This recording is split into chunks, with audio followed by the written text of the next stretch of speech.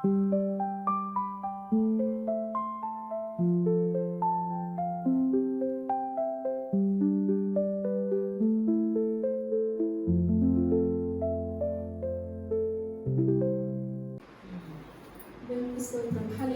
హల్లెలూయా హల్లెలూయా హల్లెలూయా.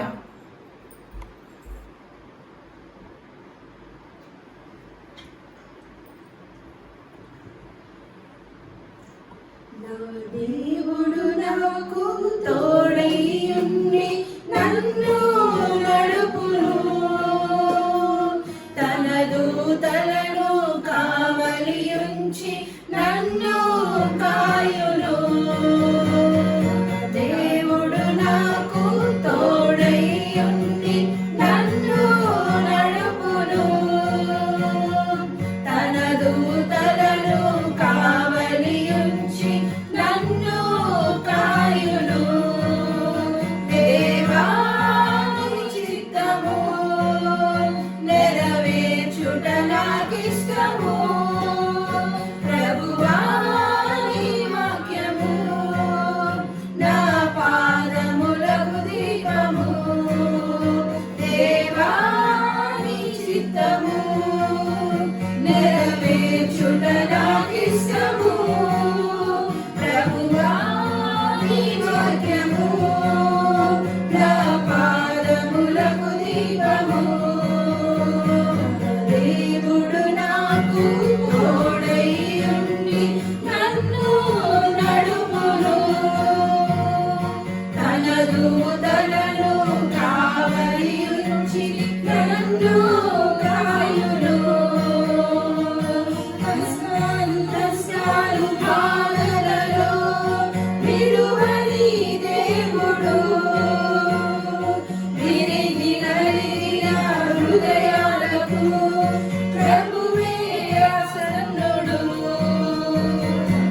కష్టాలు నష్టాలు బాధలలో విడువని దేవుడు, విరిగి నలిగిన హృదయాలకు ప్రభువే ఆసన్నుడు. దేవా నీ చిత్తము నెరవేర్చుట నాకిష్టము, ప్రభువా నీ వాక్యము నా పాదములకు దీపము. దేవా నీ చిత్తము నెరవేర్చుట నాకిష్టము, ప్రభువా నీ వాక్యము నా పాదములకు దీపము. దేవుడు నాకు తోడై ఉండి నన్ను నడుపును, తన దూతలను కావలి ఉంచి నన్ను కాయును. నిరాశ నిస్పృహ వేదనలో మరువని దేవుడు, నిన్న నేడు నిరంతరం మారని దేవుడు. నిరాశ నిస్పృహ వేదనలో మరువని దేవుడు, నిన్న నేడు నిరంతరం మారని దేవుడు. దేవా నీ చిత్తము నెరవేర్చుట నాకిష్టము, ప్రభువా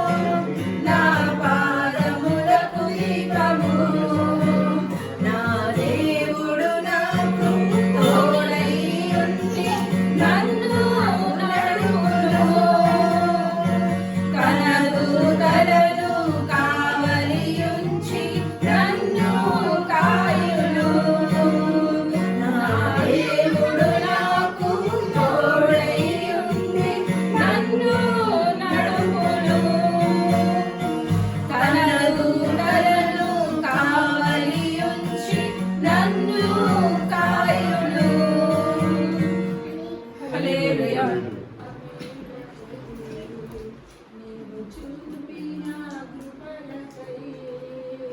నీవు చేసిన మేలకై, నీవు చూపిన కృపలకై వందనం యేసయ్యా, వందనం యేసయ్యా, వందనం యేసయ్యా, వందనం యేసయ్యా. హల్లెలూయా, హల్లెలూయా. మరి ప్రభువైన యేసుక్రీస్తు నామములో న్యూ లైఫ్ మినిస్ట్రీ ద్వారా ఇప్పుడు వచ్చిన మీ అందరూ కూడా దేవుని నామములో వందనాలు తెలియజేసుకుంటున్నామండి. మీరందరూ కూడా బాగున్నారని అనుకుంటున్నాం. సో మనమందరం కూడా వాక్యం విందాం. సమయం చాలా అనేది కనుక ఈ గత ఏప్రిల్ నెలలో దేవుడు ఇచ్చిన వాగ్దానము అపోస్తలుడైన పౌలు గారు తీతుకు రాసిన పత్రిక 3వ అధ్యాయము 6-7 వచనాలు మనం ఒకసారి చదువుకుందాం. తీతుకు పత్రిక 3వ అధ్యాయము 6-7 వచనాలు. మనం ఆయన కృప వలన నీతిమంతులమని తీర్చబడి నిత్య జీవమును గూర్చిన నిరీక్షణను బట్టి దానికి వారసులము ఒకటకై ఆ పరిశుద్ధాత్మను మన రక్షకుడైన యేసుక్రీస్తు ద్వారా ఆయన మన మీద సమృద్ధిగా కుమ్మరించెను. చిన్న ప్రార్థన చేసుకుందామండి. మహాగరుడ మహోన్నత సర్వాధికారి నీకు వందనాలు తండ్రి. నాయన ఇంతవరకు నాయన నిన్ను స్తుతించుకుని నేను ఆరాధించుకున్నాం. ఈ వాక్యం ద్వారా నాయన సూటిగా మాతో మాట్లాడండి. కుడి వచ్చిన ప్రతి ఒక్కరికి నేను ఈ వాక్యం అర్థమయ్యే విధంగా నువ్వు జ్ఞానం దయచేయమని అడుగుతున్నాం. అలాగే ఇక్కడ నిలబడి వాక్యం చెప్తున్నప్పుడు నీ జ్ఞానం నాకు దయచేసి లోక మాటలు కాకుండా నీ మాటల ద్వారా నన్ను ముందుకు నడిపించి నీ పరిశుద్ధాత్మతో నింపమని అడుగుతున్నాం. ఆయన వాక్యం ద్వారా సూటిగా మాతో మాట్లాడండి. నీవే ముందు నడిపించమని యేసు నామములో ప్రార్థన వేడుకొంటున్నాం తండ్రి. సో ప్రియమైన సహోదరి సహోదరులారా, ఒక క్రైస్తవు యొక్క జీవితంలో 3 స్టేజ్లు ఉంటాయి. ఎన్ని స్టేజ్లు అండి? 3 స్టేజ్లు. ఒకటి మారు మనసు, తర్వాత బాప్తిసము పొందడము, రెండవది పరిశుద్ధాత్మను పొందడం. సో ఇక్కడ కూర్చున్న వారు అందరం కూడా మారు మనసు పొందాం, దేవుడు రక్షకుడు అని తెలుసుకున్నాం. రెండవది బాప్తిసం పొందుకున్నాం, ఆయనే సొంత రక్షకుడిగా మనం అంగీకరించాం. మూడవది ఏంటంటే పరిశుద్ధాత్మ సహవాసం మనం పొందుకోవాలి. అయితే పరిశుద్ధాత్మ అంటే ఎవరండి? దేవుడే. త్రియేక నామంలో ఉన్న దేవుడు, ఆయన పరలోకమైన తండ్రి. సో మనందరికీ కూడా బైబిల్లో 3 విధాలుగా ఉన్న దేవుడు ఎవరు అంటే మన దేవుడని ఈ వాక్యం స్పష్టంగా తెలియజేస్తుంది. మొదటిగా చెప్తున్నది ఏంటంటే మొదటి వచనంలో ఆయన 7వ వచనం 6వ వచనంలో ఏమంటున్నామండి? మనమాయన. మనమాయన. ఆయన అంటే ఎవరండి? యేసు వరకు కాదండి, పరలోకపు తండ్రి, యెహోషువ తండ్రి. ఎవరైనా సరే త్రియేక దేవుడు మీ దేవుడు అని సాక్ష్యం ఏంటంటే మనం ఈ వాక్యం తీసి వాళ్ళని రుజువు చేయవచ్చు. ఈ వాక్యంలో తండ్రి ఉన్నాడు, కుమారుడు ఉన్నాడు, పరిశుద్ధాత్మ ఉన్నది. ఆయన కృప అంటే యెహోవా దేవుని యొక్క కృప. మనం ఆయన కృప వలన నీతిమంతులుగా తీర్చబడి నిత్య జీవన కూర్చిన నిరీక్షను బట్టి దానికి వారసులగుటకు, ఆ జీవమును మనకి వారసులగుటకు ప్రభువైన యేసుక్రీస్తు వారి ద్వారా పరిశుద్ధాత్మను మనం పొందుతూ ఉంటున్నాం. అర్థమైందండి? తండ్రి, కుమార, పరిశుద్ధాత్మ. అయితే ఈ వాక్యంలో మనం ముఖ్యంగా జ్ఞాపకం చేసుకోవాల్సింది, ముఖ్యంగా అర్థం చేసుకోవాల్సింది ఏంటంటే పరిశుద్ధాత్మను మన రక్షకుడైన యేసుక్రీస్తు ద్వారా ఆయన మన మీద సమృద్ధిగా కుమ్మరించున్నాడు. మరి తండ్రి ఏం చేశాడు? కుమారుని మన కొరకు పంపించున్నాడు. కుమారుడు లోకానికి వచ్చినాడు. తర్వాత కుమారుడు ఏం చేశాడు? పరిశుద్ధాత్మను మనకు అనుగ్రహించి ఆయన వెళ్ళి ఉన్నారు. కనుక తండ్రి ఉన్నాడు, కుమారుడు ఉన్నాడు, పరిశుద్ధాత్మ ఉన్నది. త్రియేక నామం కలిగిన దేవుడు మన దేవుడు. సో ఈ వాక్యం ద్వారా మనము తెలుసుకోవాల్సింది ఏంటంటే పరిశుద్ధ సహవాసం మనకు ఉండాలి. అయితే పరిశుద్ధాత్మ అంటే ఏంటి? మీ దృష్టిలో పరిశుద్ధాత్మ అంటే ఏంటి?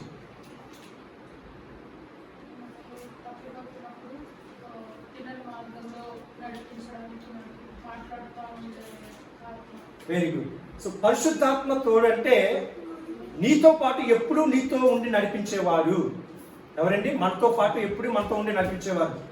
మన తల్లిదండ్రులు కానీ, మన స్నేహితులు కానీ, మన బంధువులు కానీ వారి దగ్గరికి మనం వెళ్ళినప్పుడే మనం ఉంటాం. మనం వారి నుంచి విడిచిపెడితే మన రారు. కానీ పరిశుద్ధాత్మ దేవుడు ఎప్పుడు కూడా నీ హృదయంలోనే ఉండి నీకు తోడుగా వచ్చేవాడే పరిశుద్ధాత్మ దేవుడు. దేవునికి స్తోత్రం, హల్లెలూయా. మరి ఆయనని నీ హృదయంలో ఉంచుకోవాలి. మన నెక్స్ట్ స్టెప్ ఏంటండి? పరిశుద్ధాత్మను మనలో ఉంచుకోవాలి. చాలా మంది ఏమనుకుంటున్నారంటే పరిశుద్ధాత్మ అంటే కేవలము అన్య భాషలతో మాట్లాడడమే అనుకుంటున్నారు. పరిశుద్ధాత్మ అంటే అన్య భాషలలో ఒకటి, కానీ అన్య భాషలే పరిశుద్ధాత్మ కాదండి. పరిశుద్ధాత్మ అంటే ఏంటంటే మనలో ఉండి మనల్ని నడిపించేవాడు, మనకి ఒక నూతన బలాన్ని ఇచ్చేవాడు, మనకి ఒక నూతన శక్తిని ఇచ్చేవాడు. ఇప్పుడు మనం బాప్తిసం తీసుకున్నాం, తర్వాత మనలో చేంజ్ అనేది రావాలంటే పరిశుద్ధాత్మ దేవుడు మనకు తోడుగా ఉండాలి. దేవునికి స్తోత్రం, హల్లెలూయా. ఆ పరిశుద్ధాత్మ దేవుడు మనకి తోడుగా ఉండాలంటే మనం ఏం చేయాలంటే ఎల్లప్పుడూ ఆయనను వెంట పెట్టుకుని ఉండాలి, ఎల్లప్పుడూ బైబిల్ వాక్యం చదువుతూనే ఉండాలి. సరే, మనము పరిశుద్ధాత్మ గురించి మాట్లాడుతున్నప్పుడు అసలు పరిశుద్ధాత్మ ఎందుకు కావాలి, పరిశుద్ధాత్మ ఎందుకు పొందుకోవాలనే దాని గురించి మాట్లాడుకుందాం. ఒక కార్ ఉందండి, ఒక బైక్ ఉంది, కారు కానీ బైక్ కానీ ఉంది. దానికి మెయిన్ హెడ్ ఏంటండి? ఇంజిన్ లేకపోతే కారు కానీ బైక్ కానీ ఏది పనిచేయదు. ఆ ఇంజిన్ కరెక్ట్గా వర్క్ చేయాలంటే మనం ఏం చేస్తాం? దాన్ని సర్వీస్కి ఇస్తాం. మనం ఏం చేస్తాం? సర్వీస్ ఇస్తాం. మీరు రోజు పెట్రోల్ వేసి చేసినప్పటికి కూడా అది బోరింగ్ వచ్చేయడమో లేకపోతే ఏదో సమస్యలు వచ్చేయడమో వస్తుంటాయి. దాన్ని మనం ఏం చేయాలి? సర్వీస్కి ఇస్తుంటాం.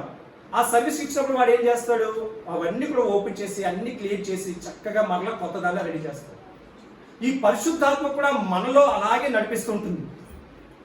మనలో ఎప్పుడు కూడా దేవుడు ఉంటాడు, సాతాను ఉంటుంది. సాతాను కూడా మనం వెంబడిస్తూనే ఉంటుంది. అలాంటి సమయంలో మనం పరిశుద్ధాత్మ సహవాసం మనం కలిగి ఉంటే మన ఇంజిన్ ఎప్పుడు కూడా బోరింగ్ రాదండి. మన హృదయం ఎప్పుడు కూడా సాతాను సోదనలో పడిపోము. మనం ఎలాగ ఇప్పుడు మొబైల్ రీఛార్జ్ ఉందండి, ఒక మొబైల్ తీసుకున్నాం, ఒక నెల రీఛార్జ్ చేసుకున్నాం. ఆ రీఛార్జ్ అయిపోయిన తర్వాత మరలా ఆ మొబైల్ ఆటోమేటిక్గా పనిచేస్తుందండి? పనిచేయదు. మరలా దాన్ని ఏం చేయాలి? రీఛార్జ్ చేసుకోవాలి. అలాగే మన హృదయాన్ని కూడా, మన దేహాన్ని కూడా ప్రతి నెల, ప్రతి సంవత్సరం అండి రీఛార్జ్ చేస్తుంది. ప్రతిరోజు. దేవునికి స్తోత్రం, హల్లెలూయా. ప్రతిరోజు, ప్రతి క్షణము, ప్రతి దినము కూడా మనం రీఛార్జ్ చేసుకోవాలి. ఆ రీఛార్జ్ ఎవరి ద్వారా వస్తుందంటే పరిశుద్ధాత్మ ద్వారా వస్తుంది. దేవునికి స్తోత్రం కలుగును గాక.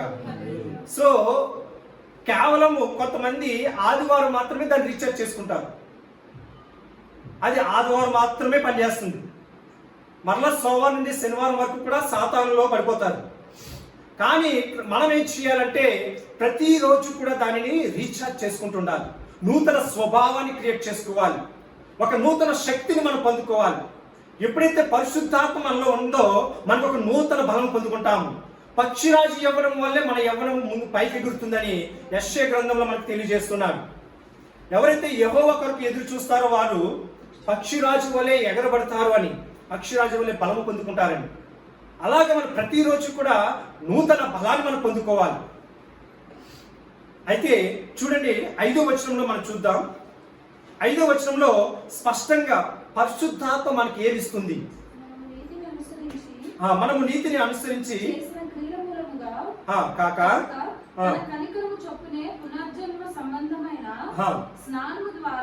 పునర్జన్మ సంబంధమైన స్నానం అంటే ఏంటండి? చదవండి, కింద చదవండి. పరిశుద్ధాత్మ మనకు నూతన స్వభావమును కలుగజేయుట ద్వారాను మనలను రక్షించెను. చూడండి, పునర్జన్మ సంబంధమైన స్నానం అంటే మనం తీసుకున్న బాప్తిసము తీసుకున్న తర్వాత ఏమవుతుందంటే పరిశుద్ధాత్మ దేవుడు మనకి ఏమిస్తాడు? నూతన స్వభావాన్ని ఇస్తాడు. మనము నూతన స్వభావాన్ని పొందుకోవాలి. ఇప్పుడు మనం అందరం కూడా, ఇక్కడ ఉన్న వారం అందరం కూడా బాప్తిసం తీసుకున్నాం. అక్కడితో మనం ఆగిపోకూడదు. నెక్స్ట్ మన స్టెప్ ఏంటంటే నూతన స్వభావాన్ని మనం పొందుకోవాలి. మరి బెన్నీ గారి విషయంలో నేను ఒక సాక్ష్యం చెప్పగలను. ఆయన ఈ సంఘంలో మేము ఇక్కడికి వచ్చినప్పుడు ఆయన ఎంత గట్టిగా మాట్లాడేవారు, ఇప్పుడు ఎంత సాఫ్ట్ అయిపోయారండి. నిజంగా పరిశుద్ధాత్మ దేవుడు ఆయనలో నడిపిస్తున్నాడు. ఒక నూతన స్వభావాన్ని ఆయన పొందుకున్నారు. అలాగా పరిశుద్ధాత్మ సహవాసం మన ప్రతి ఒక్కరికి ఉండాలి. మనలో ఒక నూతన స్వభావాన్ని మనం పొందుకోవాలి. అప్పుడే మనకి ఎలా ఉంటుందంటే మనమందరము కూడా శోధనలో పడిపోకుండా దేవుడు మనం రక్షిస్తాడు. కనుక పరిశుద్ధాత్మ సహవాసం మనం ఎప్పుడు పొందుకోవాలంటే దినదినము ప్రతి క్షణము కూడా. 2 కొరింథీయులు రాసిన పత్రిక 4వ అధ్యాయం 16వ వచనంలో మనకి అక్కడ స్పష్టంగా తెలియజేస్తున్నాడు. 2 కొరింథీయులు రాసిన పత్రిక 4వ అధ్యాయం 16వ వచనం. కావున మరొకసారి చెప్తానండి. 2 కొరింథీయులు రాసిన పత్రిక 4వ అధ్యాయం 16వ వచనం. కావున మేము అధైర్యపడము, మా బాహ్య పురుషుడు కృషించుచున్నను, ఆంతర్య పురుషుడు దినదినము నూతన పరచబడుచున్నాడు. మనము చాలా మంది భయపడిపోతున్నాం. మనుషుల వల్ల ఏ ఆపద వస్తుందో, శత్రువుల వల్ల ఏ ఆపద వస్తుందో, శ్రమల వల్ల ఏ ఆపద వస్తుందో అని భయపడిపోతూ ఉన్నాం. అయితే ఇక్కడ మనకి ఏం సెలవిస్తున్నాడంటే మేము అధైర్యపడము. మరి అధైర్యపడకుండా ధైర్యంగా నిలబడాలంటే ఎలా ఉండాలంటే, ఒకవేళ మా బాహ్య పురుషుడు కృషించుచున్నను, అంతఃపురుషుడు దినదినము నూతన పరచబడుచున్నాడు. మరి పురుషుడు అంటే ఎవరండి? మన ఆత్మ. ఆ ఆత్మ ఎప్పుడు కూడా ఎలా ఉండాలండి? దినదినము నూతన పరచబడాలి. దినదినము ఒక కొత్తగా మార్చబడాలి. ఎప్పుడు ఒకేలా మనం ఉండకూడదు. మన జీవితాన్ని చూసుకుంటే నిన్న గడిచిన రోజుగా ఈ రోజు ఉండకూడదు. దినదినము ఆనందపడాలి దేవుల్లో, దినదినము సంతోషపడాలి. ఇల్లి కొద్ది కూడా మన లైఫ్ ఎలా ఉండాలంటే ఆనందకరంగా ఉండాలి తప్ప వెనక్కి కుంగిపోకూడదు, కుషించిపోకూడదు. అదే నేను చెప్తున్నాను. బాప్తిసం విషయంలో, బాప్తిసం పొందిన తర్వాత మన జీవితం ఎలా ఉండాలంటే ఆశీర్వాదంతో నింపబడాలి. మన జీవితంలో ప్రతిఫలాలు మనం పొందుకోవాలి. అంతేగాని బాప్తిసం తీసుకున్న తర్వాత నా జీవితం కుంగిపోయింది, నా జీవితం పడిపోయింది అనే సాక్ష్యం మనం ఎవరి ద్వారా వినకూడదు. ఇప్పుడు కూడా నేను ఆ సాక్ష్యాన్ని వినలేదు. దేవునికి స్తోత్రం, హల్లెలూయా. బాప్తిసం తీసుకున్న తర్వాత నా కుటుంబం రక్షింపబడిందని, నేను చాలా సంతోషంగా ఉన్నాను, చాలా ఆనందంగా ఉన్నానని ఎన్నో గొప్ప సాక్ష్యాలు నేను వినడం జరిగింది. అదే సాక్ష్యం మీ ద్వారా కూడా మేము వినాలని కోరుకుంటున్నాం. అయితే మరి ఆ సాక్ష్యం మీలో ఉండాలంటే, ఆ దినదినము అభివృద్ధి మీలో ఉండాలంటే మనకి పరిశుద్ధాత్మ సహవాసం మనకు కావాలి. ఏ సహవాసం అండి? పరిశుద్ధ సహవాసం. అయితే పరిశుద్ధాత్ముడు మనకి ఏ విధంగా సహాయం చేస్తాడు అనే దాని గురించి అడిగినప్పుడు ఇందాక సిస్టర్ ఒక మాట చెప్పారు. ఏ మాట చెప్పారు? తప్పుదోవ పడిపోకుండా, తప్పుడు మార్గంలో వెళ్ళిపోకుండా పరిశుద్ధాత్మ దేవుడు మనకి సహాయం చేస్తాడు అని. అదే మాట ప్రభువైన యేసుక్రీస్తు వారు మనకి ఒక ఉపమానం ద్వారా సెలవిచ్చారండి. ఒక ఉపమానం ద్వారా యేసు ప్రభువారు మనకి సెలవిచ్చిన మాట. ఆ ఉపమానం అంటే ఏంటంటే, మనమందరం కూడా మత్తయి రాసిన సువార్త 13వ అధ్యాయము 24 నుంచి 30 వచనాలు మనం చదువుకుందాం. మత్తయి రాసిన సువార్త 13వ అధ్యాయం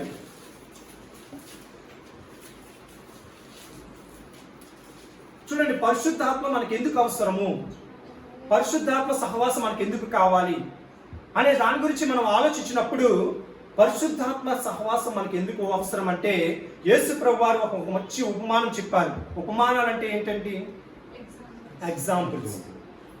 సో ఆ ఎగ్జాంపుల్స్ మనం తీసుకున్నప్పుడు ఇక్కడ ఏం చెప్తున్నాడంటే, పరలోక రాజ్యము ఒక పొలములో మంచి విత్తనములు విత్తిన ఒక మనిషిని పోలి ఉన్నదంటే. మనందరి యొక్క ప్రయాణం ఎటువంటి? పరలోక రాజ్యం.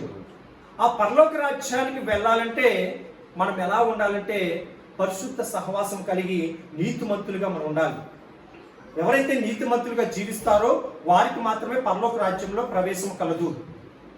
అయితే మన యొక్క ప్రయాణం ఎలా ఉంటుందంటే, ఒక పొలము ఉందంటే అండి, ఆ పొలంలో ఒక యజమానుడు ఏం చేశాడు?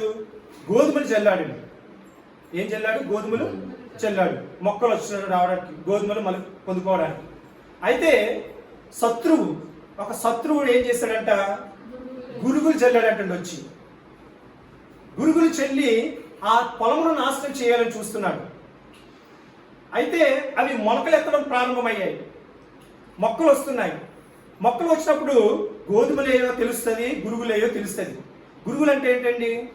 పనికి రానివి, మనల్ని నాశనం చేసేది. అవి వేయించి పెరుగుతూ ఉన్నప్పుడు ఆ తోటమాలి పని వాళ్ళు వచ్చి అడిగారంటే, మరి ఈ గోధుమలతో పాటు గురుగులు కూడా పెరుగుతున్నాయి, వాటిని తీసివేద్దామని. అయితే దేవుడు చెప్పిన ఉపమానం ఏంటంటే, అక్కడ ఆ గురుగులతో ఒకవేళ మీరు గురుగులు ఆ పనికిరానివి తీస్తూ ఉన్నప్పుడు ఏదైనా ఒక మంచిది గోధుమ కూడా మీరు తీసివేస్తారేమో, అందువలన వాటిని కొంతకాలం ఎదగనివ్వండి. కొంతకాలం ఎదిగించిన తర్వాత మీకు స్పష్టంగా తెలుస్తుంది ఏది మంచో ఏది చెడో తెలుస్తుంది. అప్పుడు పనికిరానివన్నీ కూడా తీసి కాల్చివేద్దాం, ధాన్యాన్ని తీసుకుని నేను కొట్లో వేసుకుందాం అని దేవుడు ఈ ఉపమానాన్ని చెప్పాడు. పరిశుద్ధాత్మ సహవాసం కూడా మనకి ఎలాంటిదంటే, మనకి మంచిది ఇచ్చేది, మనకి మంచి చేసేది. మన జీవితంలో గోధుమ లాంటిది పరిశుద్ధాత్మ సహవాసం. మనకి ఈ సాతాను కలిగించేవి ఏంటంటే గురుగులు. సాతాను ఏం చేస్తుందంటే, మనల్ని భక్తిలో ఏ విధంగా పడగొడదామా, వీరి జీవితంలో అనుమానం ఏ విధంగా కలగచేద్దామా, వీరిని పక్కదో ఏ విధంగా పట్టిద్దామా, వీరు దీని కొరకే నిలబడ్డారు కదా, ఒకవేళ ఇది జరగకపోతే వీళ్ళు పక్కకు పడిపోతారేమో అని ఏం చేస్తుందంటే మనలో అనుమానాలను ఎక్కిపిస్తుంది. అవే గురువులు. ఎప్పుడైతే అనుమానం ఎక్కువైందో మన జీవితంలో భక్తి అనేది ఏమవుతుందండి, తగ్గిపోతుంది. ఆ భక్తి తగ్గకుండానే పరిశుద్ధాత్మ దేవుడు మనకి తోడుగా ఉంటాడు. పరలోక రాజ్యం మనం చేరాలంటే పరిశుద్ధాత్మ సహవాసం మనలో ఉండాలి. పరిశుద్ధాత్మ సహవాసం మనలో ఉంటే సత్క్రియలు, మంచి కార్యాలు మన జీవితంలో జరుగుతాయి. దేవుడికి ఇష్టమైన బిడ్డలుగా మనం జీవించగలము. అప్పుడు మనమందరం కూడా ఆయన రాకడ సమయంలో లేవనెత్తబడతాం. కనుక ప్రతి ఒక్క జీవితంలోనూ కూడా ఈ గురుగులు అనేవి ఉంటాయి. వాటిని చూసి మీరు భయపడకండి. ఏదో ఒక రోజున దేవుడే వాటిని తీసివేస్తాడు. ఇక్కడ ఏమంటున్నాడు, యజమాని దగ్గరికి వచ్చి సేవకులు అంటున్నారు ఆ గురుగులు తీసేద్దాం అంటున్నారు. కానీ ఆ గురుగులు తీసేటప్పుడు అందులోంచి గోధుమలు కూడా మీరు తీసివేస్తారేమో. దానికి కొంతకాలం ఉండేద్దాం. కొంతకాలం వచ్చిన తర్వాత దానికి మీకు స్పష్టంగా తెలుస్తుంది ఏది మంచో ఏది చెడో, ఏది గోధుమలో ఏది గురుగులో. అప్పుడు వాటిని గురుగుల్ని మీ పిల్ల నుంచి లెక్క తీసివేసి కాల్చి వేసేద్దామని అక్కడ యజమానుడు చెప్పడం జరిగింది. కనుక మీకు ఎటువంటి సందేహం ఉన్నా, ఏ విషయంలోనే సరే శోధనలో పడిపోతున్నా మీరు భయపడవద్దు. పరిశుద్ధాత్మ సహవాసం కలిగి ఉండండి. పరిశుద్ధాత్మ దేవుడు ఎప్పుడైతే మీకు తోడుగా ఉంటాడో మీకు జ్ఞానాన్ని ఇస్తాడు. ఏది మంచిది, ఏది చెడు, ఏది రైట్, ఏది రాంగ్, ఏది సరైనది, ఏది తప్పుడు మార్గమైనది పరిశుద్ధాత్మను మీకు తెలియజేస్తాడు. ఎప్పుడైతే పరిశుద్ధాత్మను మీకు తెలియజేస్తాడో ఒకనొక రోజున మీరు తెలుసుకుంటారు అది తప్పు, దానిని మన జోలికి మనం వెళ్ళకూడదని దానిని విడిచి మీరు దూరంగా వచ్చేస్తారు. అదే ప్రభువు యేసుక్రీస్తు వారు చెప్పిన ఉపమానం. ఈ పరిశుద్ధాత్మ సహవాసం మనలో ఉన్నప్పుడు మనం ఎలాగా వాటిని పొందుకుంటామంటే సత్క్రియల ద్వారా. సత్క్రియలు అంటే ఏంటండి, మంచి పనులు. మరి మంచి పనుల ద్వారా మనము దేవుని యొక్క రాజ్యాన్ని చేరుకోగలము. మరి ఆ మంచి పనులు ఏంటి, అవి కూడా మనం మాట్లాడుకుందాం. మరి సత్క్రియలు ఇప్పుడు మనం చదువుకున్న తీతు పత్రికలో మీరు సమయం ఉన్నట్లయితే దయచేసి ఈ వారంలో మీరు చేయవలసిన పని ఏంటంటే తీతు పత్రిక 1వ అధ్యాయం నుండి 3వ అధ్యాయం వరకు మీరు చదువుకున్నట్లయితే అక్కడ సత్క్రియలని అపోస్తలుడైన పౌలు గారు పదే నొక్కి చెప్తూ ఉంటారు. దేవుని వారసులు అవ్వాలన్నా, దేవుని రాజ్యంలో మనం చేరాలన్నా సత్క్రియలు చేయాలి. సత్క్రియలు చేయాలంటే పరిశుద్ధాత్మ దేవుడు మనకి తోడుగా ఉండాలి. పరిశుద్ధాత్మ సహవాసం మనకి తోడుగా ఉండాలి. ఆ పరిశుద్ధాత్మ దేవుడు మనకుంటే సత్క్రియలు చేస్తూ, అంటే సత్క్రియలు అంటే మంచి పనులు చేయడం ద్వారా దేవుడికి ఇష్టమైన బిడ్డలుగా మనం జీవిస్తాం. ఎప్పుడైతే దేవుడికి ఇష్టమైన బిడ్డలుగా మనం జీవిస్తామో ఆయన రాకడ సమయంలో మనం ఆయనతో పాటు లేవనెత్తబడతాం. సో మనమందరం కూడా ఎలా ఉండాలంటే మంచి పనులు చేసే విధంగా ఉండాలి. మీలో మార్పు రావాలి, మీలో నూతన స్వభావం రావాలి. ఆ స్వభావం ఎలాంటిదంటే ఈ క్రియలు, ఈ పనులు. మరి ఆ పనులు ఎలాంటివంటే మనం అందరం కూడా చదువుకుందాం. ఎపిసిలకు రాసిన పత్రిక 4వ అధ్యాయం 24వ వచనం. ప్రతి ఒక్కరు కూడా ఈ విషయాన్ని తెలుసుకోవాలి. సత్క్రియలు, మంచి పనులు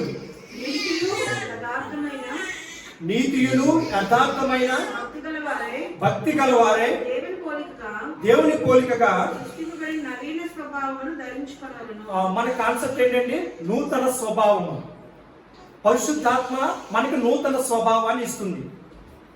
ఇక్కడ నీతియు యథార్థమైన భక్తి గలవారే దేవుని పోలికగా సృష్టింపబడిన నవీన స్వభావాన్ని మనం ధరించుకోవాలి. అయితే అది ధరించుకోవాలంటే కింద మనకి చాలా స్పష్టంగా చెప్తున్న మాటలండి. అవి కష్టమైనవి కాదు, చాలా సులభమైనవి, ప్రతి ఒక్కరూ చేయగలిగినవి. మనం ఎప్పుడైతే దేవుణ్ణి నమ్మి రక్షణ పొంది బాప్తిసం తీసుకున్నామో మనము చేయవలసిన పని, మనలో మార్పు రావాల్సిన పని, ఆ పనులు ఏంటంటే కిందకు చదువుకుందాం. మనము ఒకరినొకరు అవలంబై ఉన్నాము కనుక మీరు అబద్ధమాడట మాని. ప్రతి ఒక్కరు చేయవలసిన మాట మొదటి పని ఏంటండి? అబద్ధమాడట మాని ప్రతివాడు తన పొరుగువాడితో సత్యమే మాట్లాడవలను. ప్రతి వాడిలో తన పొరుగు వాడితో సత్యమే మాట్లాడవలను. మరి ఈ విషయంలో ఏమైనా కష్టమండి మనకి? నేను చాలా మంది చూసారండి, దేవునిలో లేని వారు చాలా సులభంగా అబద్ధం ఆడేస్తారండి. ఉదయకాలం ఒక మాట అంటారు, సాయంకాలానికి వేరే మాట మాట్లాడేస్తారు. అది అనుకుంటారు, అది ఎవరికి తెలియదు అనుకుంటారు, కానీ పరలోకంలో దేవుడు చూస్తుంటాడు. అబద్ధం ఆడట అనేది చాలా నేరంతో కూడుకున్నది. కనుక మనలో మొదటిగా మార్పు రావాల్సింది ఏంటంటే ఎప్పుడు కూడా సత్యమును మాత్రమే పలకవలెను. అబద్ధం అనేది మనలో రాకూడదు. సో అందరూ కూడా సత్యమే పలుకుతామండి. మనం అందరం కూడా సత్యమే పలుకుతాం. ఒకవేళ మనం మంచి చెప్పడం ద్వారా, మనం నిజం చెప్పడం ద్వారా నష్టం కలగవచ్చు, ఎదుటివాడు అబద్ధం చెప్పడం ద్వారా వాడు మేలు పొందవచ్చు, కానీ అది శాశ్వతం కాదు. కొద్ది కాలం మాత్రమే వాడు ఆ మేలు పొందుకుంటాడు. కానీ దేవుడిచ్చింది కొద్దిదైనా సరే అది మీకు శాశ్వత కాలం ఉంటుందని దేవునికి స్తోత్రం, హల్లెలూయా. మీరు ఏదైతే నిజాయితీగా న్యాయంగా మీరు సంపాదించుకుంటారో అది కొద్దిదైనప్పటికీ కూడా శాశ్వత కాలం అది మీతో పాటు ఉంటుంది. మరి ఆ శాశ్వతమైనది మీకు కావాలా? కొద్ది క్షణం నీకు సంతోషం ఇచ్చేది కావాలా? ఆలోచించుకుని మీరు సత్యమునే కోరుకోవాలని కోరుకుంటున్నాను. మీరు ఎప్పుడు కూడా అబద్ధం ఆడకుండా నిజాయితీగా ఉండాలి. తర్వాత కిందకి చదువుకుందాం. కోపపడుడి కానీ పాపము చేయకుడి. సూర్యుడు అస్తమించే వరకు చాలండి. ఇక్కడ చూద్దాం మాట. రెండో మాట ఏంటండి? కోపపడుడి కానీ పాపము చేయకూడదు. అంటే కోపం అంటే ఏంటంటే, పాపం అంటే ఏంటండి అర్థం చేసుకుందాం. కోపం అంటే ఏంటి, పాపం అంటే ఏంటి? కరెక్ట్. కొంతమంది కోపం ఉంటుంది, ఆ కోపంలో ఏం చేసుకుంటారంటే చేతులు కొనేసుకుంటారు, లేకపోతే ఎదుటి వాళ్ళు కొట్టేస్తారు, లేకపోతే ఊరేసుకుంటారు. అవన్నీ కూడా పాపం సంబంధించింది. కోపపడుడి.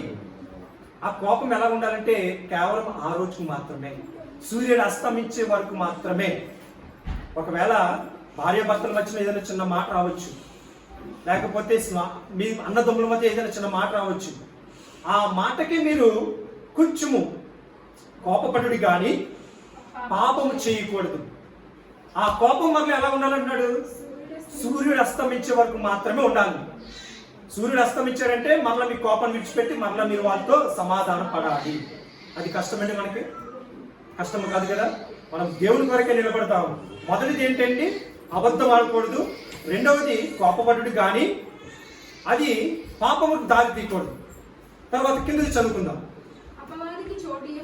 అపవాదికి చోటియకుడి, దొంగిలివాడు ఇక మీద దొంగలక అక్కర గలవానికి పంచిపెట్టుటకు వీలు కలుగు నిమిత్తము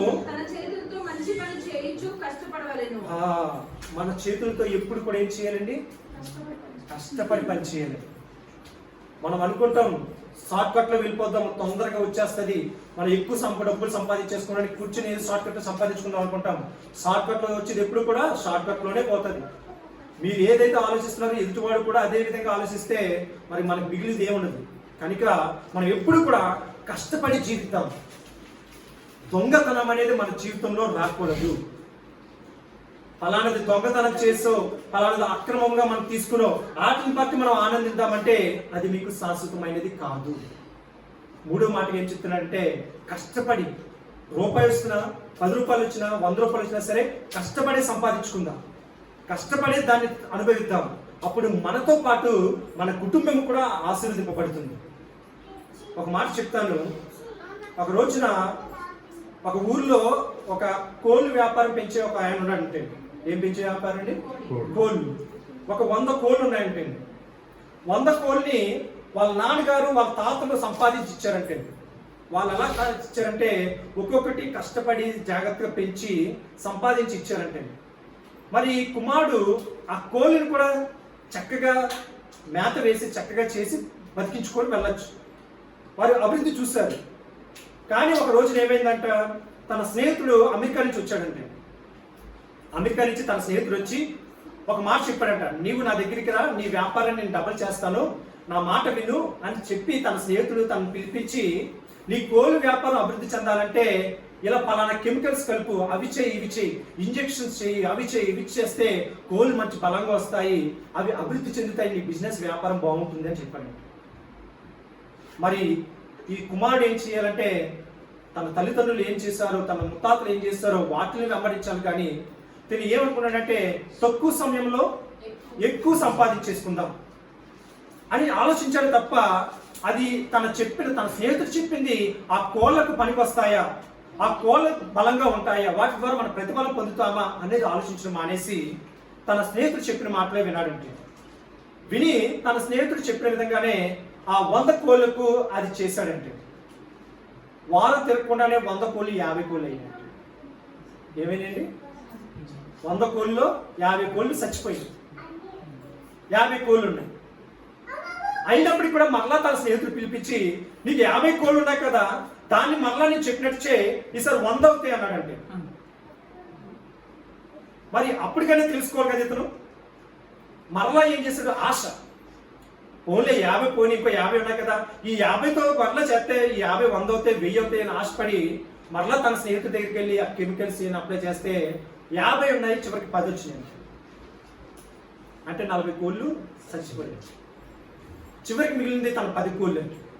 మరి ఆ 10 కోళ్ళతో ఏమైనా చేద్దామా అని ఆలోచించుకుని తన తల్లిదండ్రుల దగ్గరికి వెళ్తే, ఒరే నువ్వు ఉన్న దాంతో సంతృప్తి పడాలి, కానీ నువ్వు ఉన్నది తీసుకుని అధికంగా ఆలోచిస్తే ఉన్నది కూడా పోతుంది అని చెప్పి తన తల్లిదండ్రులు తనకు బుద్ధి చెప్పి, ఆ 10 కోళ్ళ ద్వారా నువ్వు చక్కగా వాటితో బిజినెస్ చేయి, దేవుడికి ప్రార్థన చేయి, దేవుడికి జ్ఞానం ఇస్తాడు అని చెప్పి ఆ దేవునితో ఆ బిడ్డను నడిపించినప్పుడు తను ఎటువంటి రాంగ్ రూట్లో వెళ్లకుండా చక్కగా చేసుకుంటే 10 కోళ్ళు మళ్ళీ 10 కోళ్ళు మళ్ళీ 10 కోళ్ళు 10 కోళ్ళు అలా చేసుకుంటూ మరలా 100 కోళ్ళకి వచ్చాడు.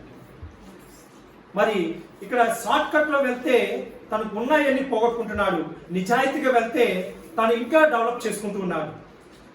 అందుకే ఏంటంటే దొంగతనంగా మనం ఏదైతే సంపాదించుకుందాం అనుకుంటున్నామో అది మనకి ఉండదండి, ఉండదు, పోగొట్టుకుంటాం. అందుకే దేవుడు ఏమంటున్నాడంటే దొంగతనంగా కష్టపడింది మనకొద్దు, మన కష్టార్జితంతో పొందుకునేది మనం సాగు అని 3వ మాటగా చెప్తున్నాడు. మొదటిది ఏంటండి? అబద్ధం ఆడకూడదు. రెండవది కోపపడుడి గాని పాపము చేయకుడి. ఆ కోపము మరలా సాయంకాలం సూర్యుడు అస్తమించే వరకు మాత్రం ఉండాలి. మూడవది దొంగిలించకూడదు. సరే, కింద చదువుకుందాం. వినువారికి మేలు కలుగునట్లు అవసరమును బట్టి క్షేమాభివృద్ధికరమైన అనుకూల వచనమే పలుకుడి గాని. చూడండి, ఏ రాకూడదు మన నోటంట? దుర్భాష. మనకి సులువుగా వచ్చేది అదే దుర్భాష. ఏదైనా సరే ఎదుటి వారికి మేలు కలిగించేదే మనం మాట్లాడాలి. ఎదుటివారు మన ద్వారా వారికి మేలు కలిగేదే మనం మాట్లాడుకోవాలి. నువ్వు సన్నిధికి రాకపోతే నాశనం అయిపోతావు, నా గుడికి రాకపోతే ఏమవుతుందండి? ఏమొస్తారు? చీకటి పడిపోతుంది. ఇలాంటివన్నీ కూడా మనం ఎప్పుడు కూడా నోటంట రానివ్వకూడదు. దుర్భాష అనేది మన జీవితంలో ఎప్పుడు కూడా నోటంట రాకూడదు. మనం ఎప్పుడు కూడా మేలునే పలకవలను, మేలునే మనం పలకరాలి, మేలునే మనం ఉచ్చరించాలి. మరి అటువంటి మాటలు మన హృదయాల్లో ఉండాలంటే అటువంటి సత్క్రియలు మనలో ఉండాలంటే పరిశుద్ధాత్మ దేవుడు మనకి తోడుగా ఉండాలి. దేవుడికి స్తోత్రం. హల్లెలూయా, హల్లెలూయా. మన కాన్సెప్ట్ ఏంటంటే పరిశుద్ధాత్మ ఒక నూతన జీవితాన్ని, నూతన అనుభవాన్ని మనకి ఇస్తుంది. ఆ నూతన అనుభవం ఎలా ఏంటంటే ఇవేంటి, మనం అబద్ధం ఆడకూడదు, దొంగిలించకూడదు, కోపపడి కానీ పాపము చేయకూడదు. 4వది ఏంటండి, దుర్భాషలు ఆడకూడదు. మరి ఎవరైనా బూతు మాటలు ఆడుతూ వారు ఉన్నారండి? మన నోటంటే ఇటువంటి చెడు మాటలు కానీ ఏది కూడా రానివ్వకూడదు. మనం ఎప్పుడు కూడా మన పిల్లల్ని ఎప్పుడు కూడా ఏమని తిట్టాలి చెప్పండి? గాడ్ బ్లెస్ యూ అనే తిట్టాలి.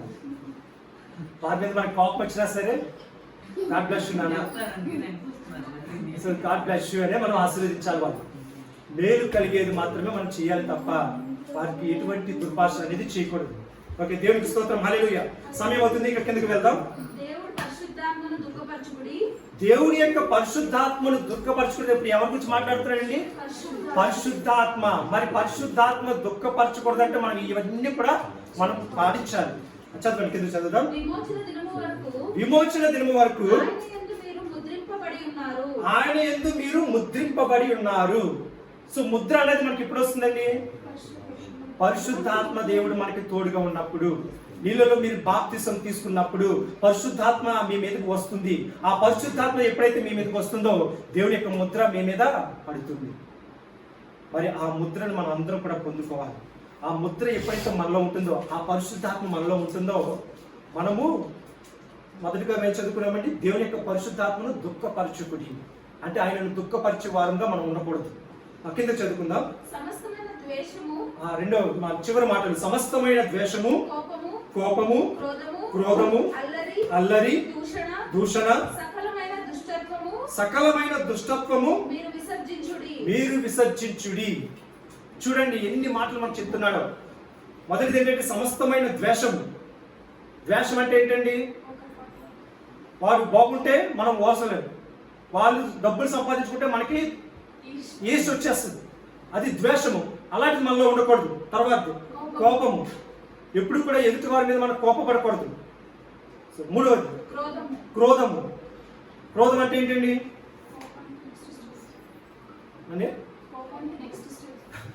అది ఇంకా మనకి, నాకు ఇంకా క్రోధం అంటే వారి ముఖాలు కదలిక మారిపోతాయి.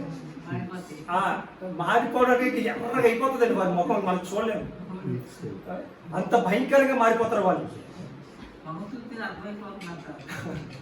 సో అటువంటి క్రోధం మన జీవితంలో ఉండకూడదు. కిందకి అల్లరి. మరి మన జీవితాన్ని చూసి ఎదుటివారు మనలో నేర్చుకోవాలి, మనం చూసి నేర్చుకోవాలి. మన జీవితమే అల్లరి పాలవకూడదు. మనము ఎలా ఉండాలంటే నలుగురికి ఒక మాదిరిగా మనం ఉండాలి. భార్యాభర్తలు ఇద్దరు కూడా ఎలా ఉండాలంటే ప్రేమ కలిగి ఉండాలి. మిమ్మల్ని చూసి ఎదుటి భార్యాభర్తలు అనుకోవాలి, వారు చూడండి ఎంత చక్కగా ఉన్నారు, వారు ఎంత ప్రేమగా ఉన్నారు అని మనం వారిని చూసి తెలుసుకోవాలి. అలా కాకుండా భార్యాభర్తలు ఎప్పుడు కూడా ఇద్దరు పొడబెట్టుకుని పెద్ద పెద్ద క్యాట్లు వేసుకుని సొంగులు గిరిట్లు అని గిరిపెట్టుకుంటే అది ఎలా ఉంటుందండి? అల్లరితో కూడింది అవుతుంది. అటువంటి అల్లరి జీవితం మనం ఉండకూడదు. ఎప్పుడు కూడా ప్రేమ కలిగి ఉండాలి.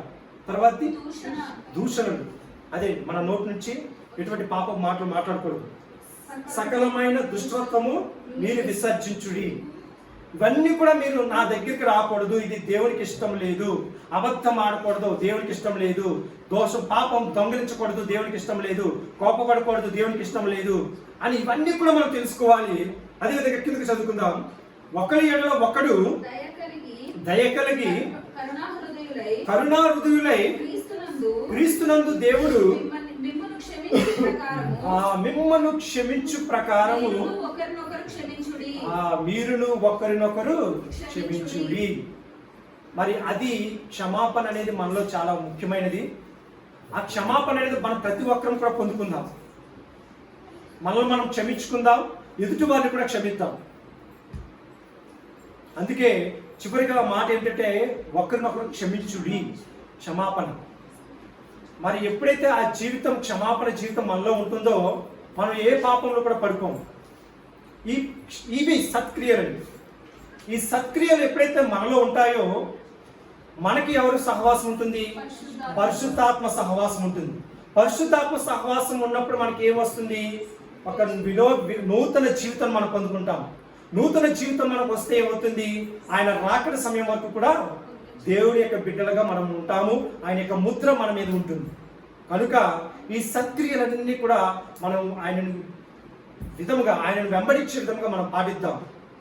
మరి జ్ఞాపకం ఉన్నాయండి ఆ మాటలన్నీ కూడా? ఏంటండి సత్క్రియలు అవి? మొదటిది ఏంటండి?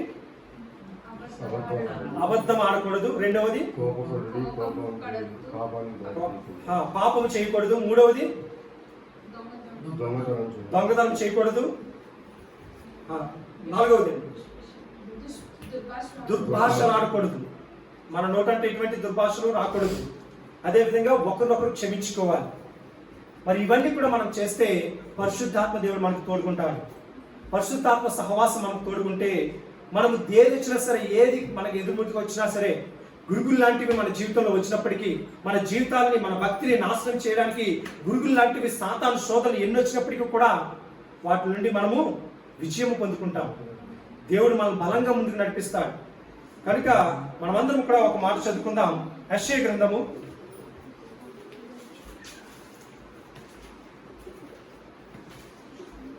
40వ అధ్యాయం 31వ వచనం. 40వ అధ్యాయం 31వ వచనం. యెహోవా కొరకు ఎదురు చూచువారు నూతన బలము పొందుదురు.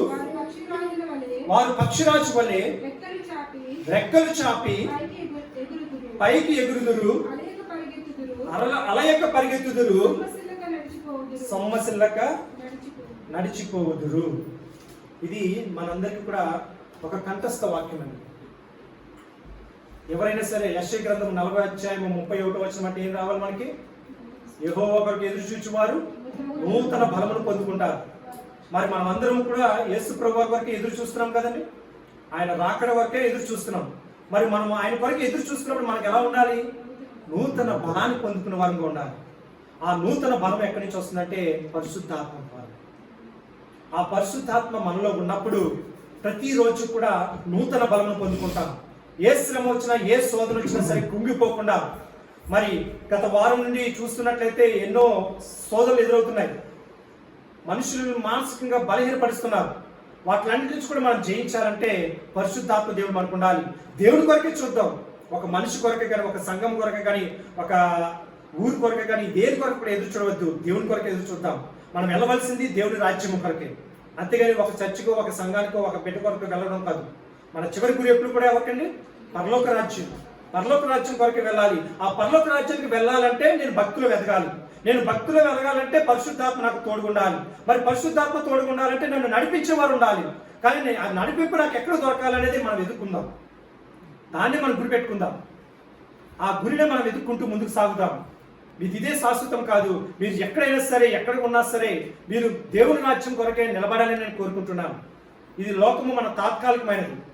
ఏది శాశ్వతం కాదు. ఇందులో ఏ మనుషులు శాశ్వతం కాదు. ఈ రోజు మీరు ఇక్కడ ఉన్నారు, ఏమో వచ్చే సంవత్సరం మీరు ఎక్కడ ఉంటారు అది దేవుడికి తెలుసు. ఏ సంఘాన్ని నడిపింపబడతారో దేవునికి తెలుసు. కనుక మీరు చూడవలసింది ఏంటంటే దేవుని వైపు చూడండి, కానీ మనుషుల వైపు చూడొద్దు. దేవుని కొరకే నిలబడండి. నా దేవుని నేను ఇంకా బలంగా నిలబడాలి. దేవుని యొక్క ఆత్మలో ఇంకా నడిపింపబడాలి. ఆ దేవుని ఆత్మ నడిపింపబడాలంటే నేను ఎక్కడికి వెళ్ళాలి ప్రభు అని ప్రార్థన చేద్దాం. దేవుడే మనకు మార్గాన్ని చూపిస్తాడు. కనుక మీ హృదయాన్ని ధైర్యపరచుకోండి. మీరు భయపడవద్దు. దేవుడు మీకు మనందరికీ కూడా తోడుకుంటాడు. కనుక ఈ వాక్యం ద్వారా ఇక్కడ కూర్చున్న వారందరికీ కూడా దేవుడు ఒక మంచి ధైర్యాన్ని ఇచ్చి ఆయన నూతన బలాన్ని పరిశుద్ధాత్మ ద్వారా మన అందరికీ కూడా అనుగ్రహించాలని కోరుకుంటూ ఈ మాటలు నేను ముగిస్తున్నాను. మనమందరం కూడా లేచి నిలబడతాం. మనమందరం కూడా ప్రార్థన చేసుకుని ఆరాధన ముగించుకుందాం.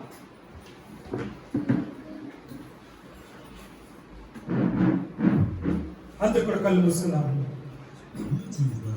మరి ఇంతవరకు చెప్పబడిన వాక్యం ద్వారా పరిశుద్ధాత్మను దేవుడు మనకు అనుగ్రహించడానికి పరలోకం యొక్క తండ్రి తన కుమారుని లోకానికి పంపించి నిత్య జీవము, నిత్య మార్గం మనకు అనుగ్రహించడానికి తన కుమారుని లోకానికి పంపించినాడు.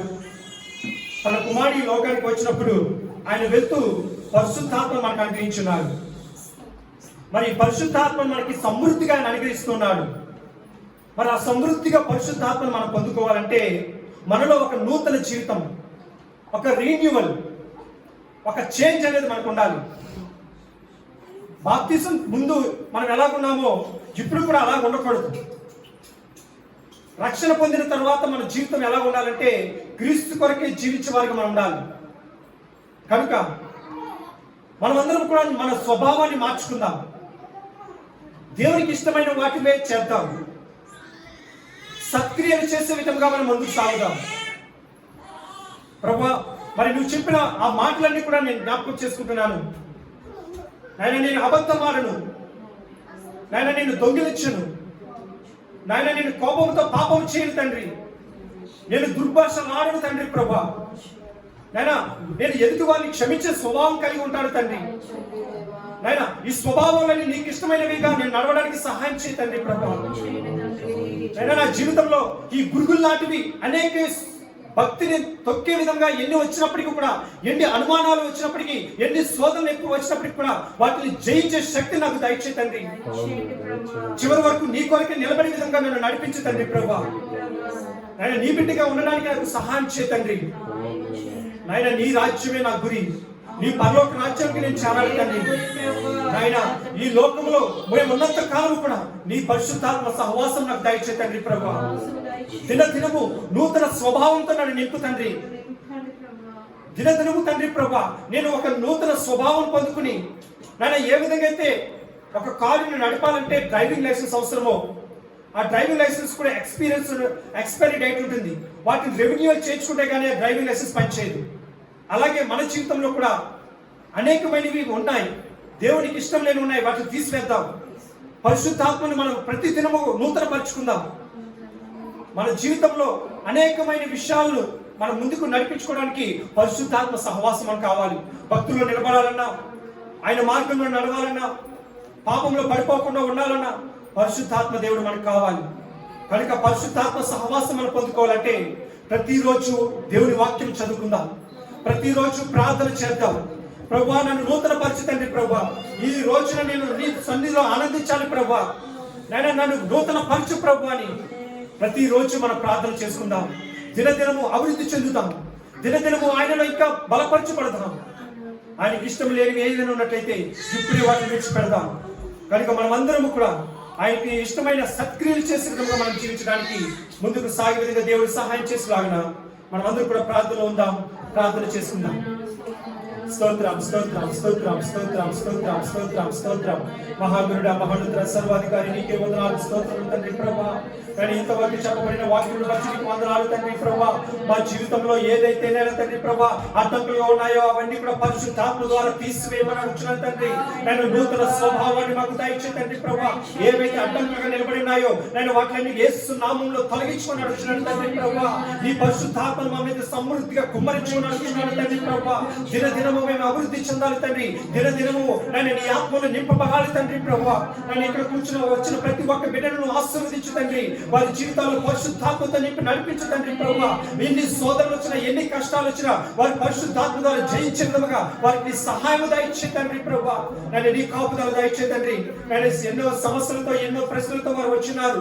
వాటిన్నిటికీ నువ్వు సమాధానం ఇచ్చావని నమ్ముచున్నాను తండ్రి. ప్రభువా, నేను వారి గురించి తిరిగి వెళ్ళినప్పుడు ఒక సంతోషంతో, సమాధానంతో, నెమ్మదితో వారు నడవడానికి నీ సహాయం దయచేయమని అడుగుతున్నాను తండ్రి. నేను కూడి వచ్చిన ప్రతి ఒక్క బిడ్డను దీవించు తండ్రి. ప్రభువా, నేను చిన్న బిడ్డల నుండి పెద్దవారి వరకు ప్రతి ఒక్కరిని పేరు పేరు దీవించి ఆశీర్వదించు తండ్రి. ప్రభువా, నేను నీ కృపలో భద్రపరచండి. నేను ప్రార్థనాస్తులు అనేక విధాలుగా ఉన్నాయి తండ్రి. ప్రభువా, ప్రతి అవసరమును నేను నీ సన్నిధిలో మార్పెట్టుచున్నాము. నేను ప్రతి ఒక్క అవసరమును యేసు నామములో తీర్చుకొని అడుగుతున్నాను తండ్రి. ప్రభువా, నేను శారీరకంగా బలహీనపడిన వారికి స్వస్థపరచండి. నేను ఆర్థికంగా బలహీనపడిన వారిని బలపరచండి తండ్రి. ప్రభువా, నేను తండ్రి ఉద్యోగాలు లేని వారికి ఉద్యోగాలు దయచేయండి. అలాగే నేను తండ్రి గర్భఫలాలు లేని వారికి గర్భఫలాలు దయచేయండి తండ్రి. ప్రభువా, అలాగే బాలింత్రాలను కూడా దీవించు తండ్రి. తల్లి బిడ్డలను ఆరోగ్యంగా ఉంచు తండ్రి. ప్రభువా, అలాగే నేను అనారోగ్యంగా ఉన్న వారికి నువ్వు స్వస్థత దయచే తండ్రి. మారు మనసు లేని వారికి రక్షణ దయచే తండ్రి. ప్రభువా, నేను ఇంకా ఎవరైతే ఇంకా నిన్ను తెలుసుకోలేని వారు ఉన్నారు వారందరూ కూడా నిన్ను తెలుసుకోవడానికి సహాయం చేయి తండ్రి. ప్రభువా, అలాగే నైనా తండ్రి. ప్రభువా, మరి ముఖ్యంగా నైనా తండ్రి మా పైన ఉన్న సహోదరికి సిస్టర్ లో కొరకు ప్రార్థన చేస్తున్నాము. నేను తనకి ఆపరేషన్ జరుగుతుందని ప్రార్థన తెలియజేశారు తండ్రి. తండ్రి. ఆ ఆపరేషన్ కూడా నువ్వు సక్సెస్ చేయమని అడుగుతున్నాను తండ్రి ప్రభా. నేను గొప్ప కార్యములు వారి పట్ల జరిగించండి. వారు కూడా నేను తెలుసుకుని ఉన్నవారు తండ్రి ప్రభా. నేను వారు కూడా నీ సన్నిధి రావడానికి సహాయం చేయండి. ఇంకా నీ పూర్తిగా నీ సన్నిధిలో వారు బలంగా నిలబడడానికి సహాయం చేయ తండ్రి ప్రభా. వారి కుటుంబం వారి బిడ్డ కొరకు కూడా ప్రార్థన చేస్తున్నాం. అలాగే ఇక్కడ ఉన్న వారందరి కొరకే ప్రార్థన చేస్తున్నాం తండ్రి. ఇంకా ఎవరెవరైతే ప్రార్థన అవసరతలు కోరినారో ప్రతి అవసరతలను నేను యేసు నామములో తీర్చుకుని అడుగుతున్నాను తండ్రి. ఏ ఏ పనులు అయితే ఆగి ఉన్నాయో వాటిలన్నింటినీ కూడా ద్వారాలు తెరవమని అడుగుతున్నాను తండ్రి ప్రభా. నేను తండ్రి నీవే మార్గాన్ని తెరవని తండ్రి. నేను నీవే సహాయం చేసి నడిపించు తండ్రి ప్రభా. ప్రతి సమస్యను యేసు నామములో తీర్చుకుని అడుగుచు నేను తండ్రి ప్రభా. ఇక్కడి నుంచి మేము తిరిగి వెళ్తున్నప్పుడు నీ సహాయం నీ కాపుదల మాకు దయచేయండి. మరలా నేను శుక్రవారం మరలా మేము ఆదివారం మేమందరం కూడా కలుసుకునేంత వరకు కూడా నీ కృప నీ కాపుదల మా అందరికీ కూడా తోడుకుని నడిపించమని, నేను వచ్చిన వారందరినీ కూడా నీ పరిశుద్ధాత్మతో నింపి నడిపించమని, నేను సాతాను శోధనలో కానీ నేను తప్పుడు మార్గంలో కానీ పడిపోకుండా నీవే కాపాడుకుని నడుచు వారి భక్తిలో ఇంకా ముందుకు సాగడానికి సహాయం చేయమని నేను తండ్రి నీకే మహిమ ఘనత ప్రభావం చెల్లించుకుంటూ నేను ఈ చెప్పబడిన ప్రతి అవసరతను నేను నీ పాద సన్నిధిని మోర్చు నేను దీనుడైన నా ప్రార్థన ఆలకించి నేను తండ్రి ప్రభా మా ప్రార్థన ప్రతిఫలాలు దయచేస్తాను నమ్ముచు యేసు నామమున నీ ప్రార్థన అడిగి వేడి పొందుకుంటున్నాము తండ్రి. ఆమేన్. యేసు రక్తమే ఇచ్చింది, శిలువ రక్తమే ఇచ్చింది, ప్రభు యేసు రక్తం సంపూర్ణ ఇచ్చింది, అపవాదికి నాశనమే కలుగును గాక. ఆమేన్ ఆమేన్ ఆమేన్. ఆశీర్వాదం అండి. మన పరలోకపు యొక్క తండ్రి యొక్క ప్రేమయు ప్రభు యేసుక్రీస్తు వారి యొక్క కృపయు పరిశుద్ధ అన్యోన్య సహవాసము ఇప్పుడు ఎల్లప్పుడూ మనందరికీ కూడా సదాకాలము తోడై నడిపించును గాక. ఆమేన్ ఆమేన్. అందరికీ